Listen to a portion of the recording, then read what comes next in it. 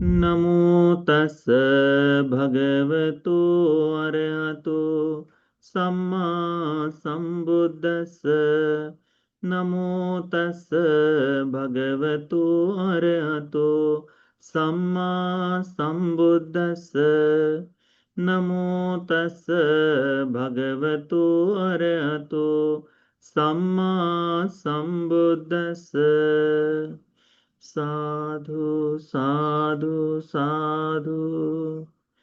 पूजनीय कल्याण मित्र गुरु भंते जी को सादर प्रणाम।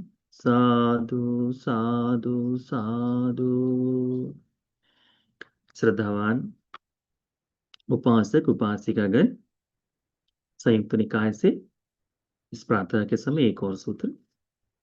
आज जिस सूत्र का अभ्यास करेंगे इस सूत्र का नाम है होमदुस्स सूत्र। इस सूत्र में संत के लक्षण बताए गए हैं। होमदुस्स नाम के गांव के लोगों को भगवान का उपदेश। एवं में सुतंग, ऐसा मैंने सुना है, एकं समयं भगवा सक्केषु विहरति, कि भगवान बुद्ध जी शाक्यों के जनपद में विचरण कर रहे थे, शाक्यों के गांव में विहार कर रहे थे, उनके राज्य में।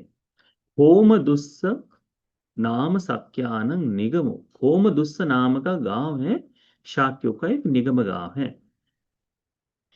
वहां पर तो अथ को भगवा पुब्बन्य समयं निवासे त्वपत्त चीवर मादाय कोमदुस्संग निगमं पिंडाय पाविसी। तब भगवान बुद्ध जी प्रातः के समय मध्याह्न से पूर्व भगवान अपना पात्र चीवर लेकर खोमदुस्स नाम के गांव में नगर में निगम नगर में पिंडाय पाविसी भिक्षाटन के लिए आए। तेन खोपन समयन खोमदुस्स का ब्राह्मण गहपति का सभाय सन्निपतिता हुंती। तब ये खोमदुस्तक के गांव के निवासी जो है, नगर के निवासी जो हैं, ब्राह्मण गृहपति लोग, यह एक सभा का आयोजन कर उस सभा में बैठे हुए थे। केनचिदेव करणीयेन, किस किस कार्य को, कैसे कार्य को करना चाहिए, किस तरह से। तो ये अपने कुशल मंगल के लिए, अपने इसको देखने के लिए, है ना, कि कौन सा कार्य कहाँ हो रहा है। और ऐसे समय में देवोच एकमेकं फुसायति, हल्की हल्की सी बारिश भी हो रही थी। तब भगवान बुद्ध जी जब से भिक्षाटन कर रहे हैं, अब भिक्षा मांगते मांगते यदि बारिश हो जाए तो पूर्णतः बारिश में भीग जाएगा भिक्षु, है ना, चीवर भीग जाएगा सब। तो इसीलिए भगवान बुद्ध जी ने क्या किया, अतको भगवत ये न सभा तेन उपसंकमे। तब भगवान बुद्ध जी सभा के अंदर आ गए, क्योंकि बाहर बारिश हो रही है तो क्या करेंगे, तो फिर भगवान बुद्ध जी अंदर आ गए, है ना। इसमें से इस एक जगह से हमको देखने को मिलेगा, अदस्स सुम दुखोम दुस्सका ब्राह्मण गहपति का भगवंतं दूरतो व आगच्छन्त। भगवान जब अंतर आ रहे थे, सभा में जा रहे थे, तो इन ब्राह्मण गृहपतियों ने भगवान को दूर से ही आते देखकर इस तरह से कहा, क्या कहा, दिस्वाने इतदवोचुम, केच मुंडका सामन का, ये सर मुंडाए हुए श्रमण आ रहे, केच सभा धम्मं जाना जानी संति, ये सभा धर्म के नियमों को क्या जानते हैं, सभाओं के बारे में क्या जानते हैं। जगविदित था, भगवान शाक्यों के जनपद में ही थे, और ये जो सभी लोग जानते थे कि शाक्यों से ही निकलकर हमारा राजपुत्र है जो बुद्ध, ये सिद्धार्थ गौतम ही गृह त्याग कर कर परम संत हो गए हैं, भगवान बुद्ध हो गए हैं। फिर भी इन ब्राह्मण गृहपतियों का इस तरह से कहना, यानी उस पूरे यहाँ पर होने के बाद भी कुछ लोगों में वह श्रद्धा का बीज नहीं जागता जब तक वो उसका अनुभव न करे, है ना।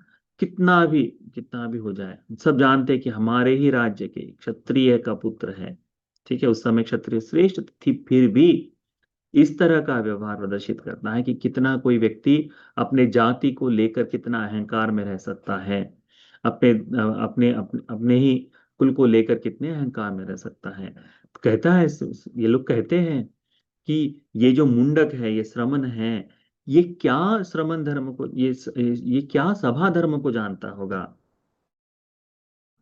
सभाओं के जो नीति नियम है, सभाओं की जो बातचीत है, इनके बारे में क्या जानता होगा करके, है ना? तो कौन सी सभा? तो केवल ब्राह्मण सभा। क्योंकि हम तो जानते हैं ना कि अ, शाक्य गणतंत्र जैसा था, है ना? शाक्यों का देश, वहां पर सभाएं निरंतरता से होती थी। भगवान बुद्ध जी इतने बड़े भिक्षु संघ का संचालन करते थे। ये भी, जब भिक्षु लोग इकट्ठा होते, इसे भी सभा ही कहा जाता है। तो इसमें ब्राह्मण सभा के बारे में तो इस तरह से देखने को मिलता। अथ खो भगवा खोमदुस्तके ब्राह्मण गहपति के गाथाय अज्जभाषित। तब भगवान ने इन सभी ब्राह्मणों के सम्मुख, सभी ब्राह्मणों को करते हुए एक सुंदर सी गाथा कही। भगवान कहते हैं, नेसा सभा यत्थन संति संतो, संतो न ते येन वदन्ति धम्मं, रागं च दोषं च पहाय मोहं, धम्मं वंदता च भवन्ति संतोति। क्या कहते हैं? नेसा सभा, वो सभा ही नहीं, यत्थन संति संतो, जहां पर संत मुनिजन न हो, वो सभा ही नहीं है, कहते हैं भगवान। तो चाहे तुम कितना भी कुछ कहते रहो कि हम तो कर रहे हैं, नहीं। नेव सभा यत संतो संतीन संतो, जहां पर श्रमण लोग नहीं, जहां पर संत मुनिजन नहीं है, वह सभा नहीं है। इसका मतलब होता है कि चाहे किसी भी व्यक्ति, किसी भी कोई भी सभा हो, ब्राह्मण सभा हो, गृहपति सभा हो, क्षत्रिय सभा हो, है ना, जो भी सभाएं हो, उन सभाओं में श्रमणों का होना, संतों का होना बड़ा आवश्यक है। अपरिहार्य धर्मों के लिए है वो।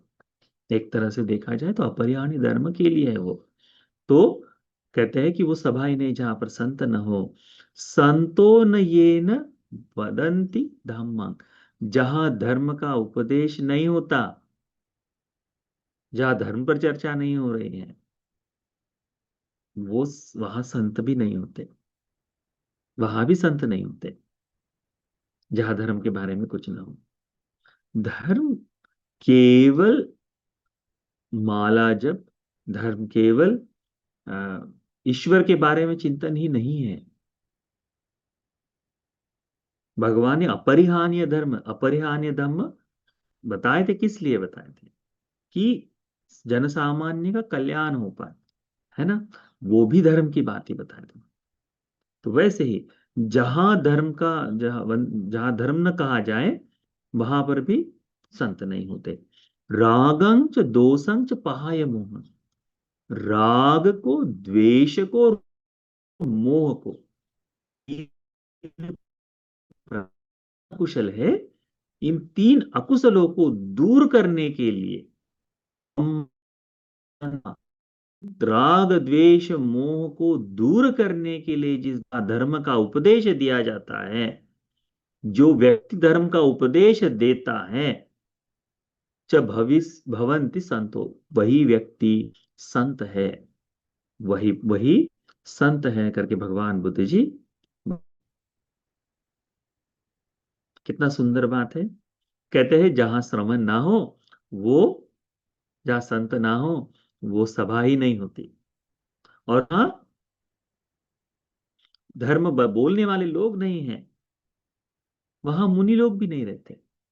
जहां धर्म का ही चिंतन नहीं हो रहा, वहां मुनि भी नहीं है। जहां धर्म की चिंता नहीं हो रही, वहां केवल अराजकता ही हो सकती है, वहां केवल अधर्म पर चर्चा ही हो सकती है। ऐसा है।